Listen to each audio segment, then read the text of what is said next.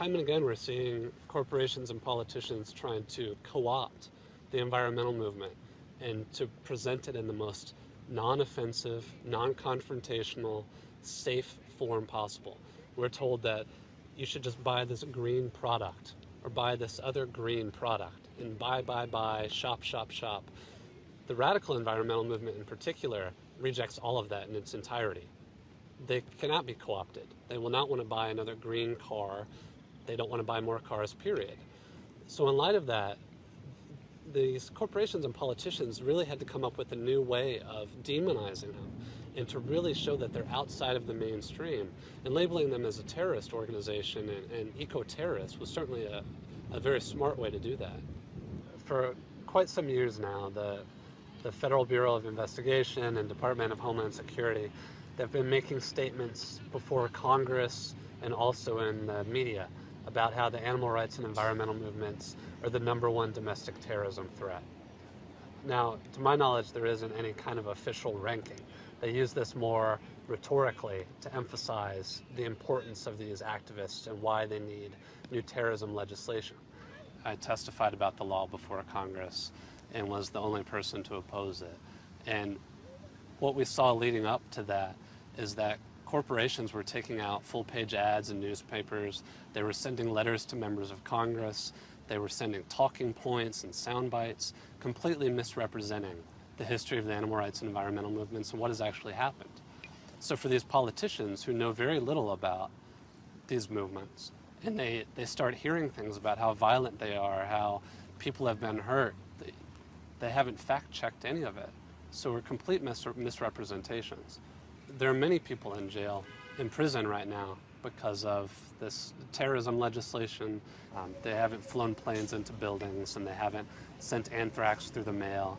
They haven't murdered doctors like anti-abortion activists have. They've done nothing like that. You know, at the very worst, they've destroyed property, and they're extreme crimes, but they're nowhere near what most people would consider terrorism. People know about the Red Scare. The more I learn about this, though, and through my research over the last couple of years, the similarities are actually quite eerie. The way that the Red Scare worked, it was really about targeting groups of people through legislation, through court cases, and through scaremongering and public relations campaigns. And that is precisely what is going on right now. Similarly, during the Red Scare, it was really fought on two fronts. You had this foreign communist threat that was a national security threat. So you had the threat of people infiltrating the US government, spies. Domestically, you had an ideological threat. The movie It's a Wonderful Life was labeled terrorist propaganda by the FBI and investigated. Hollywood was investigated. That's the same thing that's going on right now in the United States. You have people being labeled as terrorists because of destroying property and also because of their belief systems. It's not just the animal rights and environmental movements. These types of tactics have been used against a lot of social justice movements. In the United States, against the Black Panthers, the anti-war movement, the American Indian movement, the civil rights movement. Time and again, we see very similar tactics coming from the US government and corporate interests. So by saying green is the new red, I don't mean to imply in any way that what's going on right now is more important or worse than what happened during the Red Scare, or that's what happened to Arab and Muslim individuals now in the United States, or that's happened to other social justice movements. I think it's just important to start seeing these parallels and start drawing these comparisons so we can put an end to these tactics.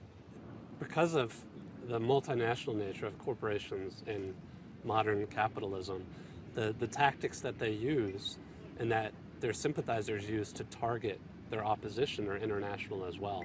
I've been actually speaking with activists in Germany, and I'm going to be speaking there in a few months about this topic.